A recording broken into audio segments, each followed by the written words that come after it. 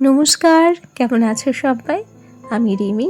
আজকে আমার আরও একটি নতুন ব্লগে তোমাদের সবাইকে অনেক অনেক স্বাগত জানাই। শুরুতেই বলে রাখি, আজকের ব্লগটি গতকালকের পরের অংশ। গতকালকে যেখানে ব্লগটা শেষ করেছি, আজকে তারপর থেকে শুরু করলাম। শুরু আর শেষ বলে সংসারের কাজের ক্ষেত্রে কি কিছু হয়? হয় না তো। আমরা সংসারের কাজ যেখান থেকেই শুরু করি না কেন, যেন আর গুণে শেষ করা যায় না। সারাটা দিনে আমাদের যে কত কাজ থাকে, তার হিসাব কি আমরা কেউ রেখেছি? কেউ রাখতে পারি না। সত্যি কথা বলি, সংসারের এই বেহিসেবি কাজকর্ম শুধুমাত্র আমাদের দ্বারাই সম্ভব। একজন পুরুষ মানুষ একটি সংসারের সবচেয়ে বড় অংশ, এটা আমরা মানি। তবে একটা সংসার কখনো একটা মেয়ে মানুষ কিংবা একজন বউ ছাড়া সম্পূর্ণ হয় না। সত্যিই হয় না। এটা অনেকে মানতে চায়, আবার অনেকে কিন্তু মানতে চায়ও না। একটা মেয়েকে তুমি একটা শুধু ঘর দাও, সে দেখবে সেই ঘরটাকে নিজের মতো করে সাজিয়ে গুছিয়ে একটা পরিপাটি স্বর্গ করে তোমার হাতে তুলে দেবে। একটা মেয়েকে শুধুমাত্র একটু বাজার করে এনে দাও, তার নিজের মনের মতো করে রান্না করে ঠিক তোমার সামনে তুলে ধরবে। আসলে প্রত্যেকটি মেয়েদের মধ্যেই কিছু না কিছু গুণ থাকে, এবং সেই গুণগুলো কিন্তু ঈশ্বর প্রদত্তই হয়, যা শুরু থেকেই আমরা বুঝতে পারি। যাই হোক, তোমাদের সঙ্গে কথা বলতে বলতে আমি কিন্তু আমার আলনাটাকে গুছিয়ে নিয়েছি। এখন হালকা করে কিছু জিনিস ডাস্টিং ক্লিনিং করার পালা। আর তার মধ্যে এই ফুলদানিটাকে দেখো, আজকে ফুলদানিটাকে একটু পরিষ্কার করছি। সত্যি কথা বলতে কি, আমার যে ফুলদানির স্ট্যান্ডটা রয়েছে, ওটা তো বাঁশের, ওটা একটু ভেঙে গেছিলো। সেটাকে আমার বর কিন্তু জোড়া লাগিয়েছে। আর জোড়া লাগানোর পর না, এই ফুলদানিটা খুব একটা বসতে চায় না। কিছু টাইম নড়বড় করে, আবার একা একাই পড়ে যায়।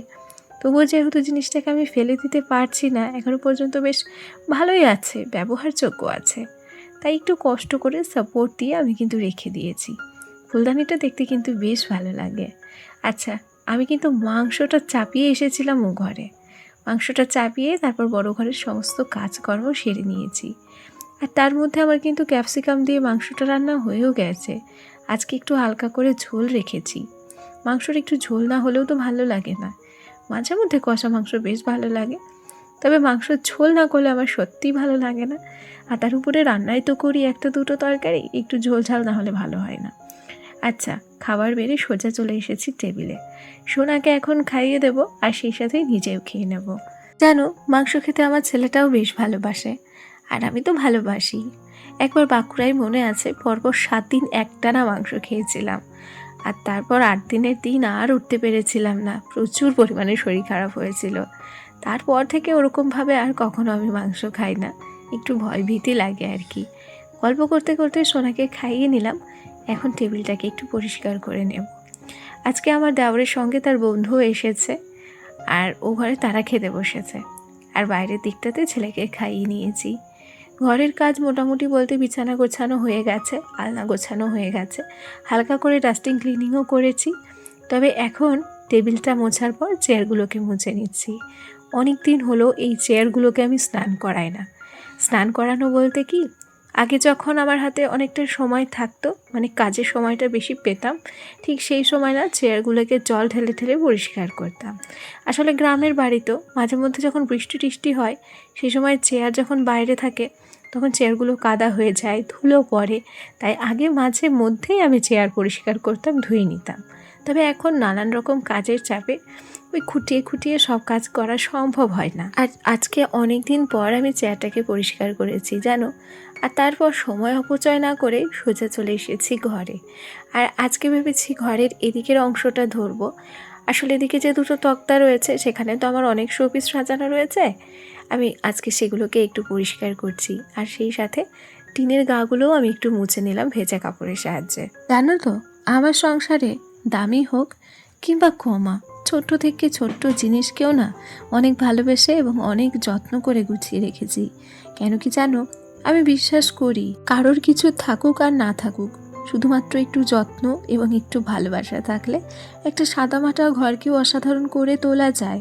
দেখো, সবসময় প্রচুর জিনিসপত্র এবং সেই সাথে ঘর সাজানোর জিনিস, এগুলো দিয়েই তো একটা মানুষকে বোঝা যায় না, এগুলো দিয়েই তো একটা মানুষের বিচার হয় না তো।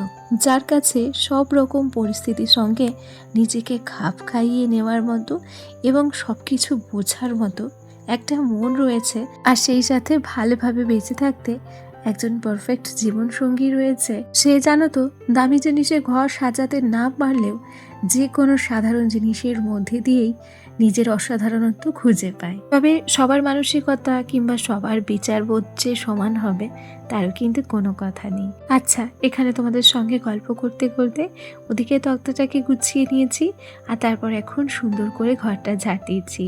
আর আমার ঘরটা তো ল্যাপা পোছা রয়েছে, যে কারণে ঘরের মেঝেটাও কিন্তু দেখতে বেশ ভালো লাগছে। আসলে মাটি দিয়ে ঘর ল্যাপার পর বেশ ভালো লাগে দেখতে, জানো। আর তার উপরে মাটিটা যদি একটু এঁটেল মাটি হয় এবং একটু লাল লাল টাইপের হয়, তাহলে ঘরটা অনেক সুন্দর হয়ে ওঠে। আর ল্যাপা পোছা ঘর কিন্তু দেখতে বেশ ভালো লাগে। তবে এই ঘরটাই যখন কিছুদিন পর একটু অন্যরকম হয়ে যায়, মানে মাটির পরকটা উঠে যায়, ঠিক তখনই ঘরটাকে আবার অন্যরকম দেখতে লাগে। আর প্রত্যেক দিন তো ল্যাপা পোছা করা সম্ভব হয় না, যখন যেরকম সময় হয় ঠিক সময় বুঝে ঘরটাকে ল্যাপা পোছা করি। আর তার উপরে তো এখন সঙ্গী হচ্ছে কোমরের ব্যথা, ওই জন্য আর প্রত্যেক দিন কোনো কিছু কাজ জোরের সঙ্গে করা যায় না, জানো। গল্প করতে করতে আমি কিন্তু ঘরটা ঝাড় দিয়ে নিয়েছি, আর সেই সাথে বাইরের সিঁড়িটাকেও পরিষ্কার করে নিয়েছি। এখন আবার সোজা চলে এসেছি ঘরে। আর মেলা থেকে যে মাটির হারমোনিয়াম, তবলা, এই ছোট ছোট শোপিসগুলো কিনেছিলাম, এখন এগুলোকে একটু পরিষ্কার করে নিচ্ছি। ঘর পরিষ্কার পরিচ্ছন্ন করে রাখতে প্রত্যেক দিন যে অনেকটা সময় দিতে হবে তা কিন্তু নয়। সব কাজের মাঝে হাতে যদি 15-20 মিনিট মতো সময় থাকে, তাহলেও না ঘরটাকে একটুখানি করে ডাস্টিং ক্লিনিং করা যায়। আর প্রত্যেক দিন অল্প অল্প ডাস্টিং ক্লিনিং করলে না সুবিধাটা আমাদেরই হয়।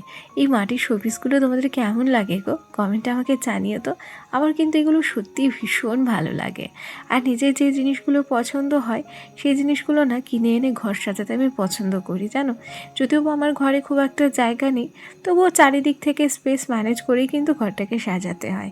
আর এই ডুগডুগিটা দেখছো, সেদিন আমার ছেলে মেলা থেকে এই ডুগডুগিটা নিয়েছিল, ওর বাবাই পছন্দ করে নিয়েছিল। আজকে সারাদিনে কিন্তু অনেক কাজ করেছি, জানো। দেখতে দেখতে গরম চলে এলো। শীতের সময় যে গরম জামা কাপড়গুলো বার করেছিলাম, এখন সেগুলোকে আবার নতুন করে ধুয়ে কেচে তুলে রাখার পালা। ভাবছি এত কাজ কি করে করব। এত কাঁচা ধোয়ার কথা মনে পড়লে না ভীষণ ভয় লাগে।